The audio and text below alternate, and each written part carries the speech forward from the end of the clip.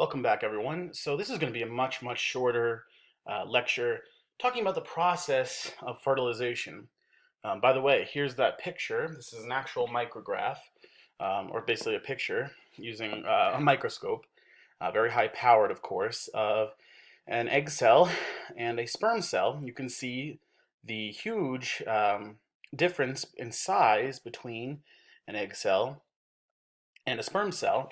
And one of the things that I just like to talk about here, and has really no, it doesn't really pertain to this course too much, but it's the theory of why in the wild, especially animals, um, the women tend to be the choosers of their mates.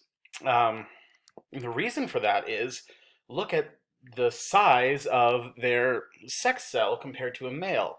The amount of energy that a female body needs to put in to create one of these egg cells is vastly superior to the amount of energy that it takes to create a single sperm cell.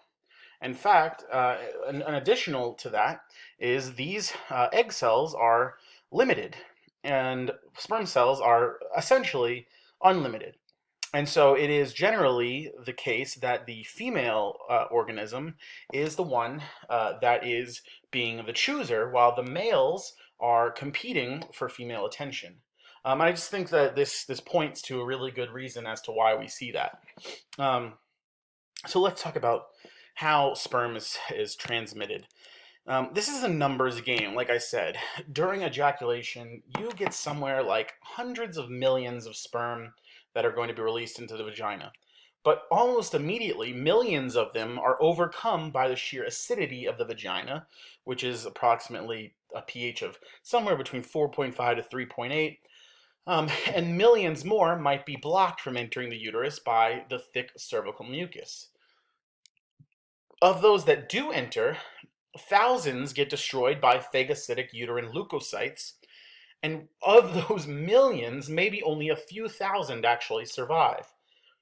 Their journey, which is thought to be facilitated by uterine contraction, usually takes from 30 minutes to 2 hours. And if they don't encounter the oocyte or the egg immediately, they can survive in the uterine tubes for another 3 to 5 days. So if intercourse happens before ovulation, that doesn't mean that a pregnancy won't occur. However, on the other hand, if an oocyte does not see sperm within 24 hours, it will die because without it being fertilized, it cannot survive the trip to the uterus, which takes about 72 hours. Um, yeah, so that's basically what I said here. Fertilization will still occur if intercourse takes place before ovulation, but if no intercourse occurs, an oocyte will not survive uh, for more than 24 hours. So, as the oocyte is swept along the distal uterine tube, it'll eventually encounter surviving capacitated sperm. And then eventually those sperm are going to stream towards it in response to this chemical that is being released by the cells of the corona radiata. To reach the oocyte itself, the sperm have to penetrate the two protective layers. They first burrow through the cells of the corona radiata, and then they contact with the zona pellucida, and the sperm binds to the receptors in the zona pellucida. This initiates a process called the acrosomal reaction, in which the enzyme-filled cap of the sperm, which is called the acrosome, releases its stored digestive enzymes. Those enzymes help to clear a path through the zona pellucida that allows sperm to reach the oocyte. Finally, you get a single sperm that makes contact with sperm bonding receptors on the oocyte's plasma membrane. The plasma membrane of that sperm then fuses with the oocyte's plasma membrane, and the head and mid-piece of the winning sperm enters the oocyte interior. So here's a little image of that. Um, you get hundreds of sperm um, that are attracted to the corona radiata, and they begin to break through the barrier of the granulosa cells and approach the zona pellucida. Then you get contact with the zona pellucida, which triggers the acrosome reaction, which is basically the degradation of the head, and causes the sperm to secrete these digestive enzymes that break down the glycoprotein membrane and help to expose the oocyte's plasma membrane. Then a single sperm will succeed in burrowing through the corona radiata and zona pellucida and making contact with the oocyte's plasma membrane. The sperm's plasma membrane fuses with that of the oocyte, and the sperm releases its nucleus into the cytoplasm of the oocyte. At that point, there's going to be two nuclei, each containing half the amount of DNA in that oocyte.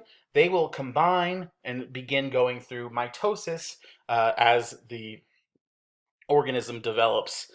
Uh, and basically, what I want to say at this point, when this happens, when this first sperm fuses with the oocyte immediately begins to deploy a number of mechanisms. There's two of them that prevents what is called polyspermy, or basically getting multiple sperm to fuse with a single egg. Um, that's going to be critical because if more than one sperm were to fertilize the oocyte, the resulting zygote would be either, if there's two sperm, it would be a triploid organism, and that would be three sets of chromosomes, so haploid, diploid, and now triploid, and that would not be able to be compatible with life. In terms of humans, in plants, there are triploid organisms, even more so. There also are haploid organisms. But for humans, we have to be diploid. Um, how does the oocyte do that? Well, the first mechanism is called the fast block, which involves a near instant change in sodium ion permeability upon binding of the first sperm. You get depolarizing of the oocyte plasma membrane, and it prevents the fusion of additional sperm cells. And that basically sets in almost immediately, and it lasts for about 1 minute, during which time you get a bunch of calcium ions following sperm penetration, and it triggers the second mechanism, which is the slow block. And basically, the slow block, that process is referred to as cortical reaction. Cortical granules sitting immediately below the oocyte plasma membrane will fuse with the membrane and release these things called zonal inhibiting proteins and mucopolysaccharides into the space between the plasma membrane and the zona pellucida. And those inhibiting proteins will cause the release of any other attached sperm and destroy the other sperm receptors. And that'll prevent any more sperm from being able to penetrate into the oocyte. By the way, most of the time when this process is going on, a woman will release a single egg during an ovulation cycle. However, there's approximately a 1% chance that two eggs get released and both get fertilized, and two zygotes form, implant, develop, and what that results in is the birth of what are called dizygotic, or often referred to as fraternal twins. So if we know anything about fraternal twins, they could be male and female. They could be also male and male, or female and female, but they don't look any more identical, and they are not any more identical than siblings would be that are born years apart. Much less commonly, a zygote, that is the fertilized egg, can divide itself into two separate offspring very early on during in development. And that results in what we call monozygotic or identical twins. And although that zygote can split as early as the two-cell stage, splitting occurs most commonly during the early blastocyst stage, which is roughly 70 to 100 cells. And these two scenarios are distinct from each other in that the twin embryos that separated at the two-cell stage will have individual placentas, whereas twin embryos that form from the blastocyst stage will share a placenta. And so that's just something to keep in mind, something that's interesting when you think about twins. So pretty rare, but it obviously does happen. And with that, I will see you in the next one.